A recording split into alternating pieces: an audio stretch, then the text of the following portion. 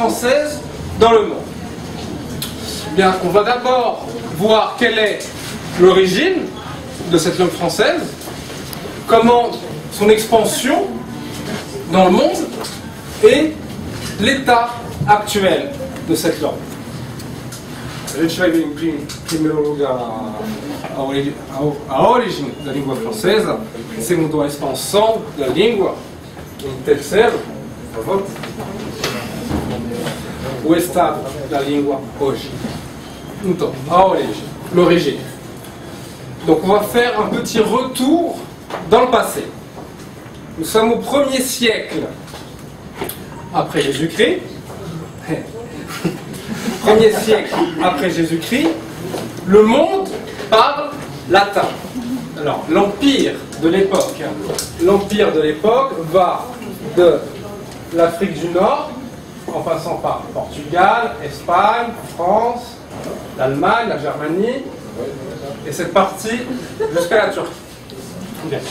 Donc, la langue officielle, administrative, est le latin. Mais les soldats parlent le latin, les fonctionnaires parlent le latin. Le latin est imposé au peuple. Mais bien sûr, le latin commence à se mélanger avec la langue des pays. Petit à petit, ce latin mélangé devient le latin parlé de chaque région. Mais la langue administrative, non, la langue religieuse, pardon, reste le latin. L'histoire continue. Et en France, plusieurs dialectes sont créés. Deux principaux, la langue d'Oil, au nord de la Loire, cette région-là, et la langue d'Oc, au sud de la Loire. La langue française n'est qu'un dialecte à cette époque d'une région. Qu'est-ce qui va se passer? C'est que Qu'est-ce qui va se passer? Je ne sais plus. Oui. C'est seulement en 842 qu'on a un premier traité en français. C'est une alliance entre deux frères pour faire la guerre au troisième frère. C'est la première fois qu'on a un texte écrit totalement dans une langue qui ne s'appelle pas encore le français, mais qui sera le français. C'est la première attestation de la langue. Ensuite, au Xe siècle, le roi Hugues Capet va imposer le français, qui est son propre dialecte, sur l'ensemble du territoire. Mais la langue administrative et la langue religieuse restent le latin. Finalement, en 1539, le roi François Ier impose définitivement le français comme langue administrative. Le latin, toujours langue religieuse.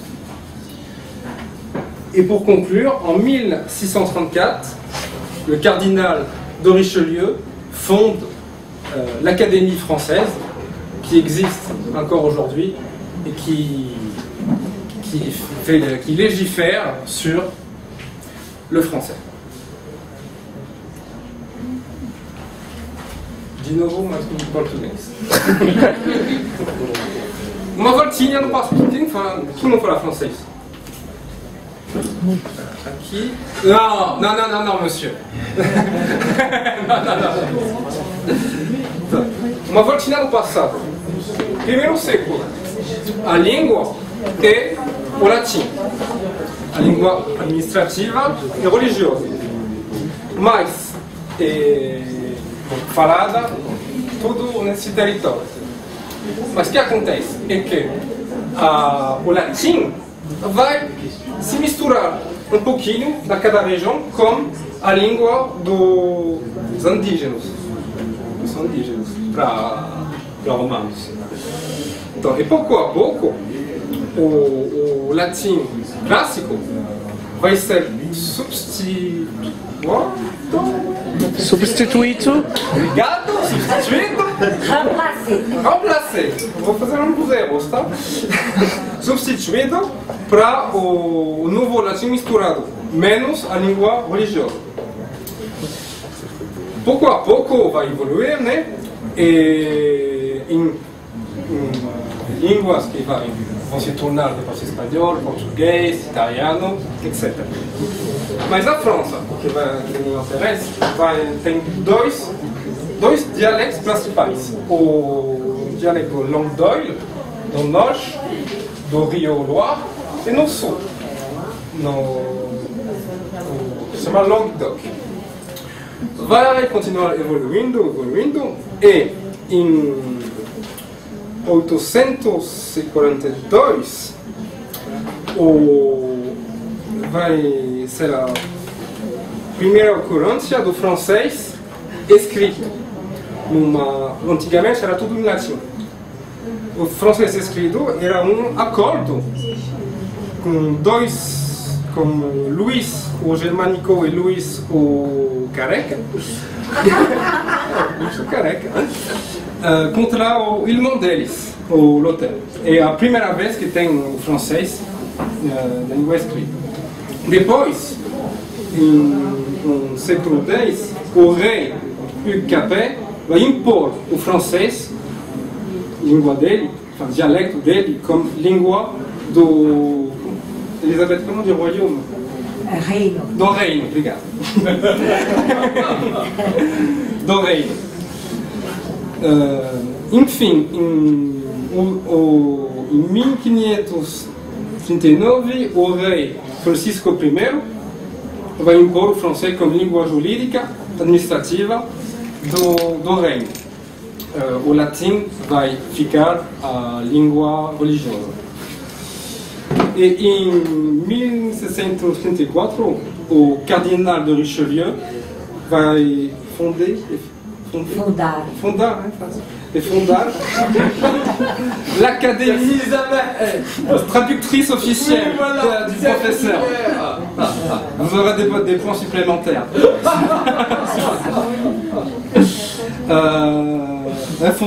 Fonde a Academia Francesa, que até hoje é a instituição que vai legislar sobre o francês.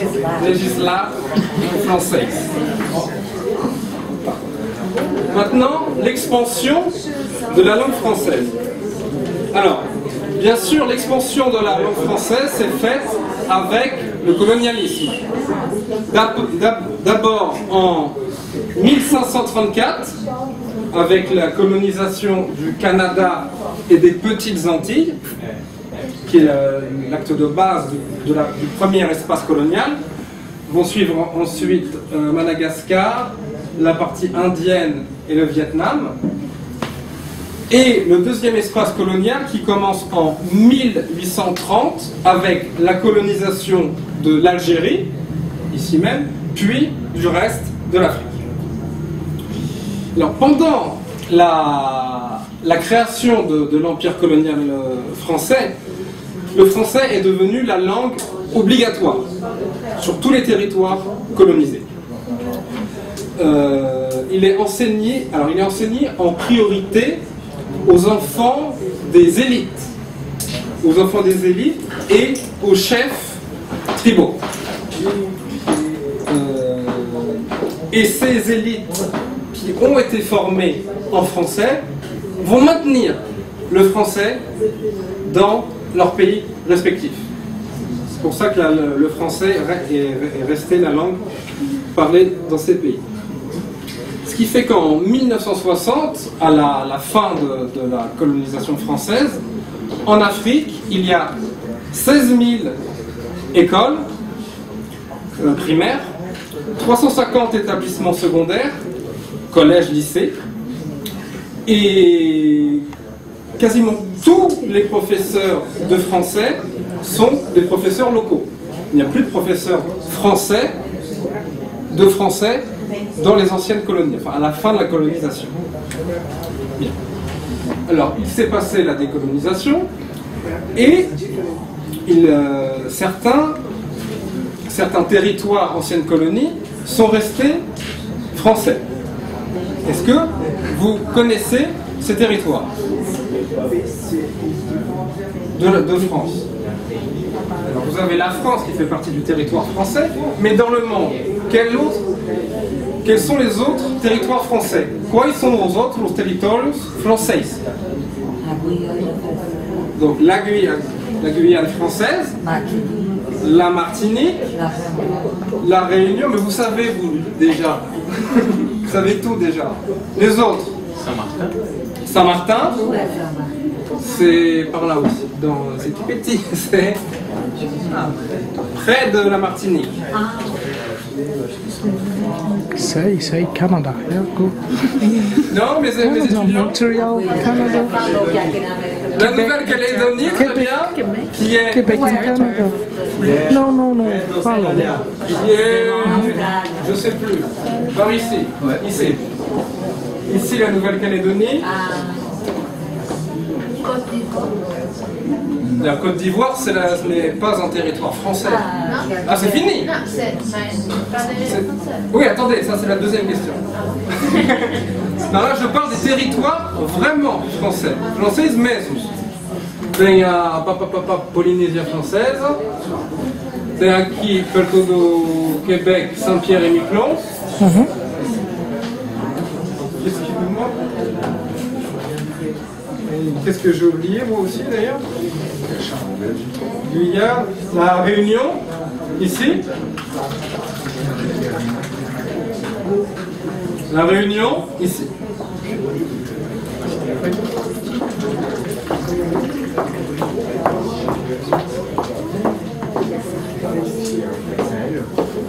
Bom, voltando em português, a expansão da língua francesa por causa da colonização.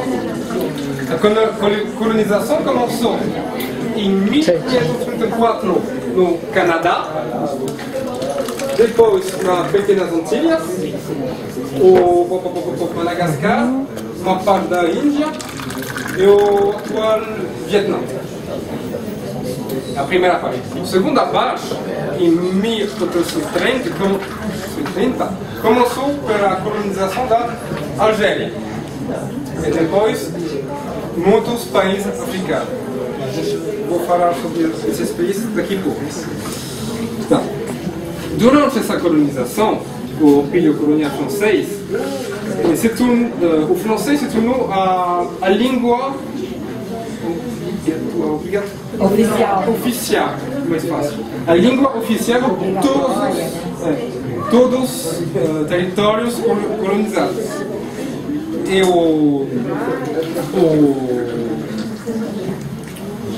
francês foi ensinando primeiro a elite intelectual, elite política e os chefes tribais também.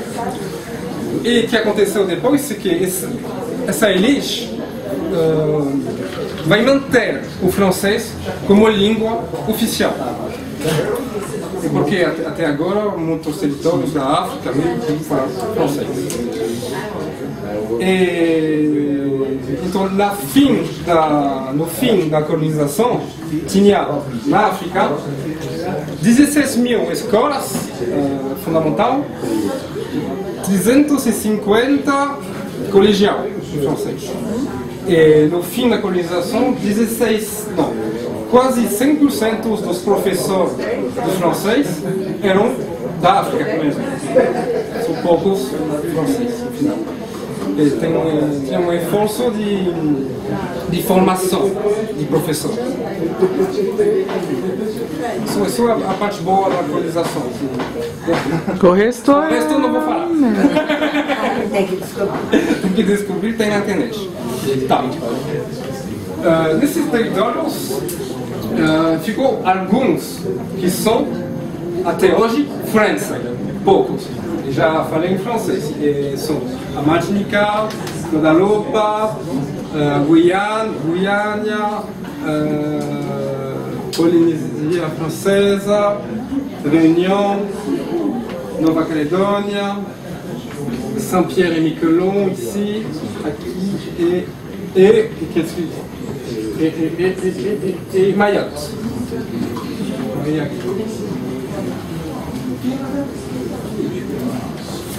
Então, o francês hoje.